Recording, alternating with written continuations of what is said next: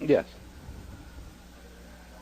I don't. This is kind of odd. I wouldn't call this wholesome. Sense desires is never wholesome, because there's always the feeling and then the craving right after that. And in the Middle Link sayings, it has a real good way of talking about that. Okay, Ananda, there are 5 chords of pleasure. What are those 5?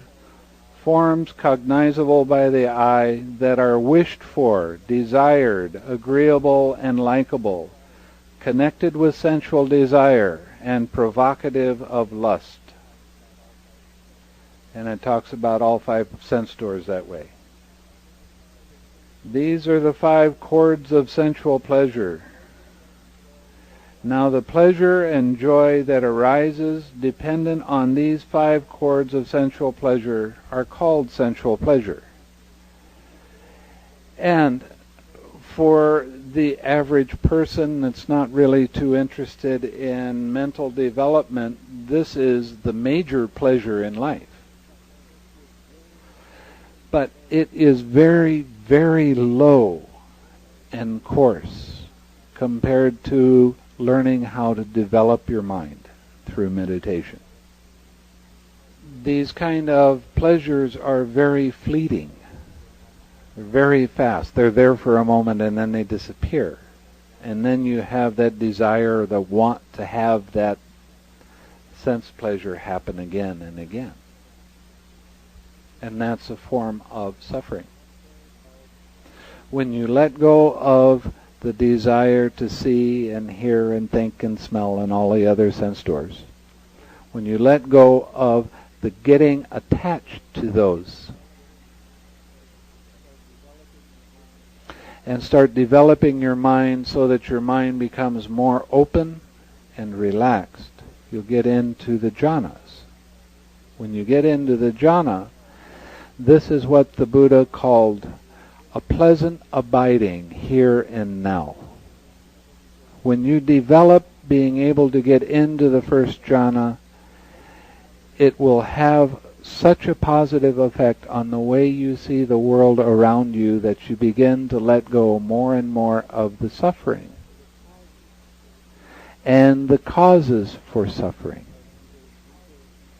And as you go deeper into the jhanas, your mind becomes more and more clear, and you see better how you keep causing yourself these problems, so you can let them go. When you get to equanimity, the 4th jhana, you have a perspective that's very nicely balanced. And the roller coaster, the emotional ups and downs, now they don't bother you so much. They're just little ripples. There's so much relief in that it can't be described. And that is definitely a pleasant abiding here and now. When you get into the 4th jhana and you're able to develop it, you can sit for long periods of time. I'm talking long periods of time in this pleasant abiding. Sexual activity, you can have a real sharp high and an afterglow that'll last for a little while. When you get into equanimity, it can be days that your mind has this amazing balance and clarity, and you're very much in the present moment. And that is a pleasant abiding. And it makes sexual activity look like it's so coarse you don't even, don't think about it. Not while you have this balance of mind. That doesn't mean that you're going to stop all activity just because you get to the 4th jhana. It doesn't work like that.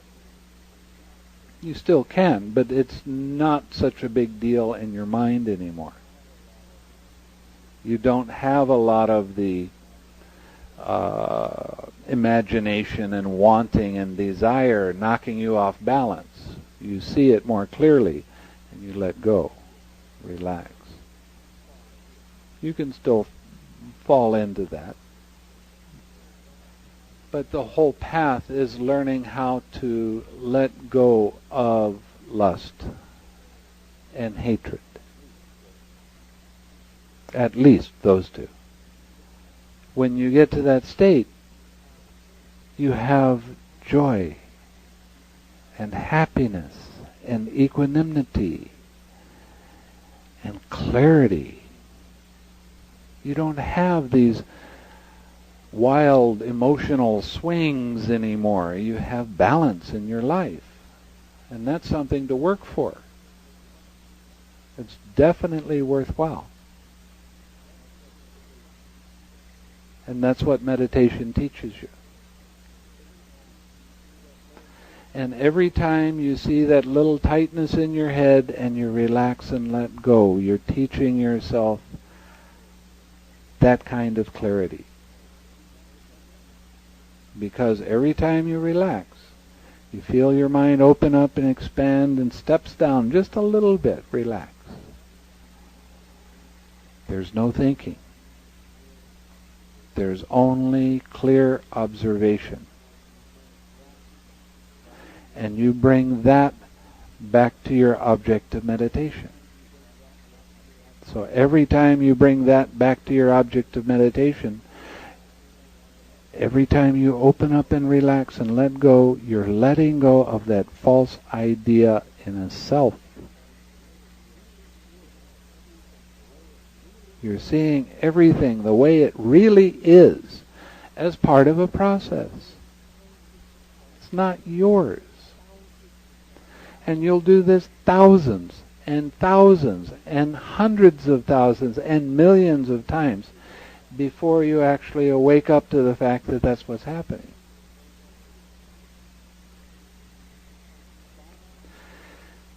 Can Nibbana occur for you in this lifetime? Yes.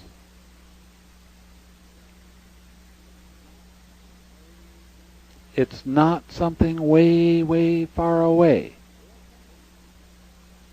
It's real simple. You practice your generosity, you keep your 5 precepts, you practice meditation. That's simple.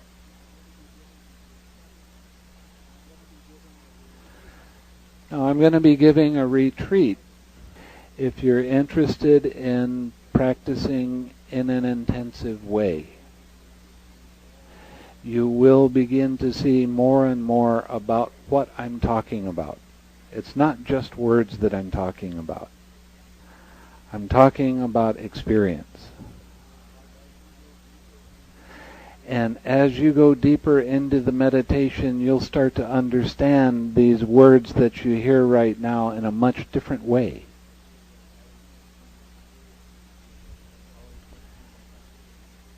It's always been kind of fun for me because I'll talk to somebody and then they'll all of a sudden they'll have an experience where their mind goes very deep, and they'll come to me and they'll say, you know, I've heard you talk about, open up and let it go, and we do that all the time. And now I know what you're talking about. I opened up and let go. Wow, I had so much joy. And then they go a little bit further, and then they come back and they slap their knee and they say, now I really know what you're talking about. And I'm saying the same thing over and over again. But as your mind becomes more clear, what I'm saying is very deep, and you'll understand it. Right now, it sounds just like words, and I can go listen to anybody give a talk, and it'll be basically the same thing.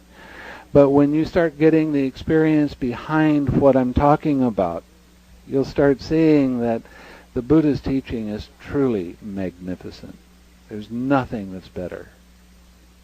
Nothing can compare.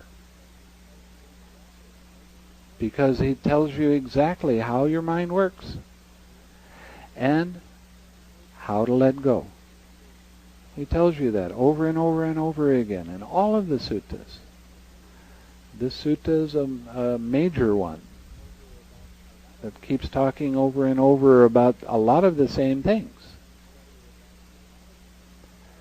But as you practice, this stops being philosophy and turns into reality. And then you really see. That's why doing a meditation retreat is so important. And if you can do it for 2 weeks, I highly recommend it. And you will see progress in your meditation, I guarantee. Okay. So it's almost 10 o'clock now. Yeah.